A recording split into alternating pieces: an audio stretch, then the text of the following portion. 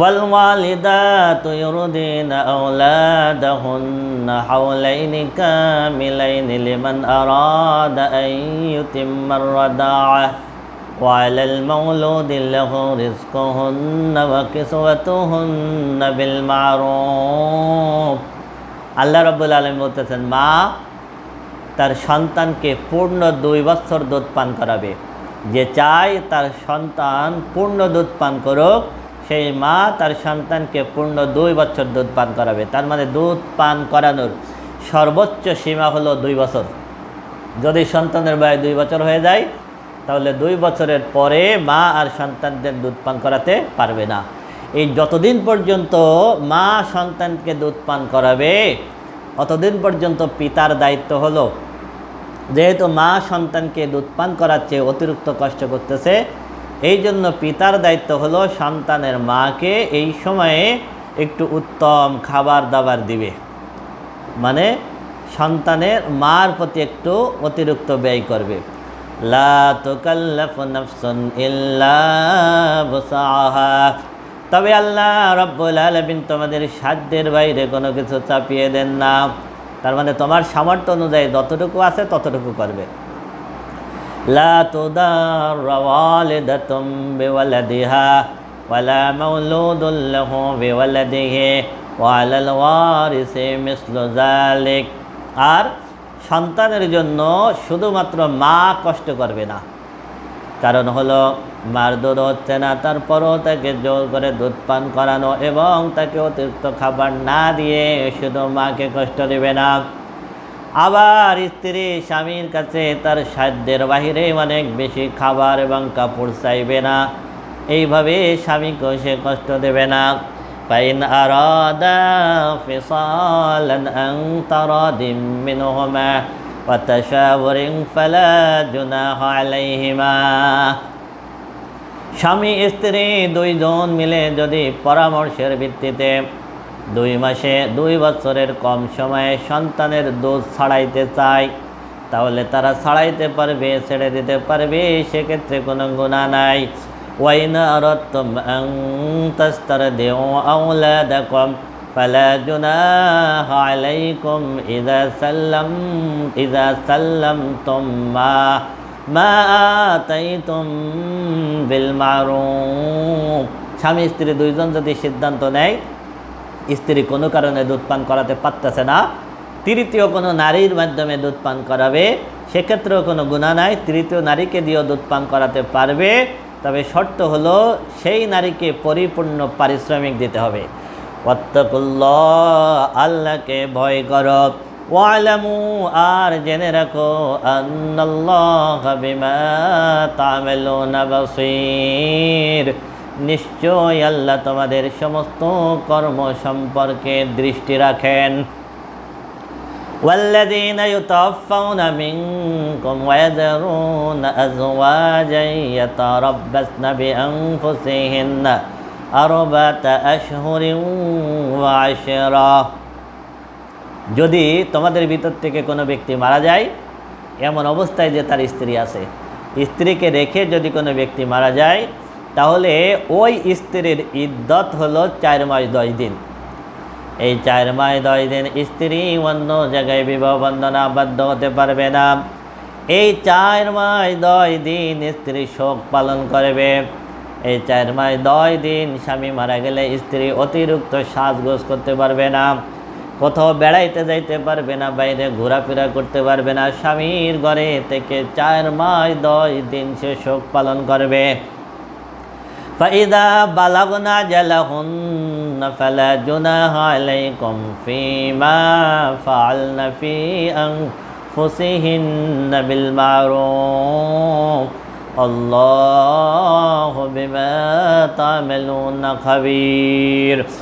আর যদি 4 মাস 10 দিন হয়ে যায়, 4 মাস 10 দিন হয়ে যাওয়ার পরে ওই স্ত্রী বাহিরে যাক, সাজগোজ করুক এবং অন্য কোথাও বিবাহ বন্ধনে আবদ্ধ হোক, তাতে কোনো গুনাহ নাই। আল্লাহু বিমা তা'মালুনা খাবীর, নিশ্চয় আল্লাহ তোমাদের কর্ম সম্পর্কে খবর রাখেন। ওয়ালা জুনাহা আলাইকুম ফীমা আরাদতুম বিহি মিন খিদবাতিন নিসা আও আকনানতুম ফি আনফুসিকুম আলিমাল্লাহু আন্নাকুম সাতাযকুরুনাহুন্না ولكن لا تعائدوهن سرا إلا أن تقولوا قولا معروفا যদি কোনো স্বামী তার স্ত্রীকে তালাক দিয়ে দেয় অথবা যদি স্বামী মারা যায়, এই স্ত্রীর যখন ইদ্যত পালন করবে, এই ইদ্যত 3 মাসিক হতে পারে, 3 মাস হতে পারে, সন্তান ভূমিষ্ঠ হওয়া পর্যন্ত হতে পারে, 4 মাস 10 দিন হতে পারে, যেটা আমরা আলোচনা করলাম। এই ইদ্যত পালন করাকালীন টাইমে ওই নারীদেরকে তোমরা বিবাহের প্রস্তাব দেবে না। আকার ইঙ্গিতে তোমরা দিতে পারবে, যেমন বলতে পারবে আমার বিবাহ করার ইচ্ছা আছে, আমি ভালো একটা মেয়ে খুঁজতেছি, এভাবে বলা যেতে পারবে। কিন্তু তোমাকে বিবাহ করব, এই নারীর সঙ্গে কোনো পাকা বিবাহের আলাপ করতে পারবে না। এই নারী ভিন্ন কোনো পাত্র এই ইদ্যতের ভিতরে তালাশ করতে পারবে না। ওয়ালা তাজিমু উকদাতান নিকাহ হাত্তা ইয়াবলুগাল কিতাব আজালাহু, আল্লাহ নির্দিষ্ট সময় না আসা পর্যন্ত ওই মহিলার বিবাহের ব্যাপারে তোমরা চূড়ান্ত কোনো ফয়সালা করবে না, কোনো কথা পাকা করবে না, কোনো চুক্তি করবে না। ওয়ালামু আন্নাল্লাহা ইয়ালামু মা ফি আনফুসিকুম ফাহযারু, জেনে রাখো নিশ্চয় তোমাদের অন্তরে যা কিছু আছে আল্লাহ সব কিছু জানেন, সুতরাং তোমরা সতর্ক হও। ওয়ালামু আন্নাল্লাহা গফুরুন হালিম, জেনে রাখো নিশ্চয় আল্লাহ ক্ষমাশীল দয়ালু। লা জুনাহা আলাইকুম ইন তাল্লাকতুমুন নিসা মা লাম তামাসসুহুন্না আও তাফরিদু লাহুন্না ফারিদা, যদি তোমরা স্ত্রীদেরকে তালাক দাও এমন অবস্থায় স্ত্রীর সঙ্গে তোমাদের সহবাস হয়নি, এমন অবস্থায় তালাক দিতে পারবে, কোনো গুনাহ নাই। আও তাফরিদু লাহুন্না ফারিদা, স্ত্রীর সঙ্গে সহবাস হয়নি এবং দিনমোহর নির্ধারণ করা হয়নি, দিনমোহর নির্ধারণ করা হয়নি, স্ত্রীর সঙ্গে সহবাস হয়নি, এমন অবস্থায় যদি তালাক হয়, ওয়ামাত্তিউহুন্না, তাহলে তাদেরকে তুমি কিছু ভরণ পোষণ দিয়ে দিবে, কিছু দিবে। আলাল মুসি কদারুহু, ধনী ব্যক্তি তার সাধ্য অনুযায়ী, ওয়ালাল মুক্তিনি কদারুহু, আর গরিব ব্যক্তি তার সামর্থ্য অনুযায়ী। তার মানে যার সামর্থ্য আছে সে বেশি দিবে, যার সামর্থ্য নাই সে কম দিবে। মাতাআন বিল মারুফ, তোমরা এটা দিবে ন্যায়সঙ্গতভাবে। হাক্কান আলাল মুহসিনিন, সৎ কর্মশীলদের জন্য এটা অধিকার। ওয়া ইন তাল্লাকতুমুহুন্না মিন ক্বাবলি আন তামাসসুহুন্না ওয়া ক্বাদ ফারাদতুম লাহুন্না ফারিদা, আর যদি তোমরা স্ত্রীদেরকে তালাক দাও এমন অবস্থায় স্ত্রীর সঙ্গে সহবাস হয়নি কিন্তু তোমাদের দিনমোহর নির্দিষ্ট করা হয়েছে, ফানিসফু মা ফারাদতুম, তাহলে দিনমোহর যেটা নির্ধারণ করা হয়েছে তার অর্ধেক দিবে। আবার 2 লাখ নির্ধারণ করা হলে 1 লাখ, 3 লাখ নির্ধারণ করা হলে 1.5 লাখ, মানে দিনমোহর নির্দিষ্ট হয়েছে, বিবাহ হয়েছে, সহবাস হয়নি, তার আগে তালাক হয়ে গেছে, সেই ক্ষেত্রে স্ত্রী অর্ধেক দিনমোহর পাবে। ইল্লা আইয়াফুনা, তবে স্ত্রী ইচ্ছা করলে মাফ করে দিয়ে মোটেও দিনমোহর নাও নিতে পারে। আও ইয়াফু আল্লাযী বিয়াদিহি উকদাতুন নিকাহ, আর নিকাহ বিবাহ যার হাতে থাকে, মানে স্বামী ইচ্ছা করলে পূর্ণ দিনমোহর দিয়ে দিতে পারে। ওয়া আন তাফু আকরামু লিত্তাকওয়া, আর পূর্ণ দিনমোহর দিয়ে দেওয়া তোমাদের জন্য তাকওয়ার নিকটবর্তী উত্তম। ওয়ালা তানসাউল ফাদলা বাইনাকুম, তোমরা একজন আরেকজনের প্রতি দয়া এবং মমতা ভুলে যেও না।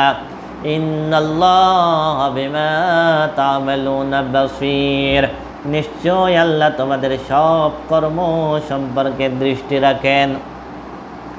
হাফিজু আলা সালাওয়াতি ওয়াস সালাতিল মুস্তা, নামাজের প্রতি যত্নবান হও, বিশেষ করে মধ্যবর্তী নামাজ। এই মধ্যবর্তী নামাজের ব্যাপারে দুইটা মত আছে, কারোর মতে আসর, কারোর মতে হলো ফজর। তার মানে নামাজের প্রতি যত্নবান হও, বিশেষভাবে ফজর এবং আসরের প্রতি, কারণ এই দুটো সময় মানুষ একটু উদাসীন থাকে। ওয়াকুমু লিল্লাহি কানিতিন, আর নামাজে যখন দাঁড়াবে আল্লাহর সামনে অত্যন্ত বিনয়ের সহিত দাঁড়াবে। ফাইন কিফতুম ফারিজালান আও রুকবানা, আর যদি তোমরা যুদ্ধের ময়দানে ভয়ের ভিতরে থাকো তাহলে হাঁটা অবস্থায় নামাজ পড়ে নেবে। আও রুকবানা, অথবা যদি আরোহিত অবস্থায় থাকো, উঠের পিঠে, ঘোড়ার পিঠে, তাহলে ওই অবস্থায় তোমরা নামাজ পড়ে নেবে। ফাইযা আমিনতুম ফাযকুরুল্লাহা কামা আল্লামাকুম মা লাম তাকুনু তা'লামুন, আর যখন তোমরা নিরাপদ হবে তখন আল্লাহ তোমাদেরকে যেইভাবে শিখিয়েছেন, তোমরা যেটা জানতে না আল্লাহ শিখিয়েছেন, সেইভাবে তোমরা আল্লাহকে স্মরণ করবে। ওয়াল্লাযীনা ইউতাওয়াফাউনা মিনকুম ওয়া ইয়াযরুনা আযওয়াজান ওয়াসিয়াতান লিআযওয়াজিহিম মাতাআন ইলাল হাওলি গায়রা ইখরাজ। ইসলামের প্রাথমিক যুগে বিধান ছিল, যদি কোনো ব্যক্তি মারা যায় আর তার যদি স্ত্রী থাকে, তাহলে ওই ব্যক্তি স্ত্রীর জন্য ওসিয়াত করে যেত যে স্বামীর বাড়িতে সে 1 বছর থাকবে। ফাইন খারাজনা ফালা জুনাহা আলাইকুম ফিমা ফাআলনা ফি আনফুসিহিন্না মিন মা'রুফ আল্লাহু আজিজুন হাকীম। আর 1 বছরের ভিতরে সে যদি স্বেচ্ছায় চলে যায় তাহলে যেতে পারবে, তাতে কোনো গুনাহ নাই। এটা ছিল ইসলামের প্রাথমিক বিধান। এরপর আল্লাহ রাব্বুল আলামিন যখন ইদ্দতের সময়সীমা নির্ধারণ করে আয়াত নাজিল করলেন, স্বামী মারা গেলে স্ত্রীর ইদ্দতের মেয়াদ হলো 4 মাস 10 দিন। এবং মিরাসের আয়াত যখন নাজিল করলেন, প্রথম পর্যায়ে স্ত্রী মিরাসের সম্পত্তি পেত না, এই কারণে 1 বছর সে স্বামীর ঘরে থাকতে পারত। পরবর্তীতে আল্লাহ যখন স্ত্রীর জন্য সম্পত্তির ভাগ নির্ধারণ করে দিলেন, ইদ্দত যখন 4 মাস 10 দিন নির্ধারণ করে দিলেন, তখন এই আয়াতের হুকুম মানসুখ হয়ে গেল, রহিত হয়ে গেল বা বাতিল হয়ে গেল।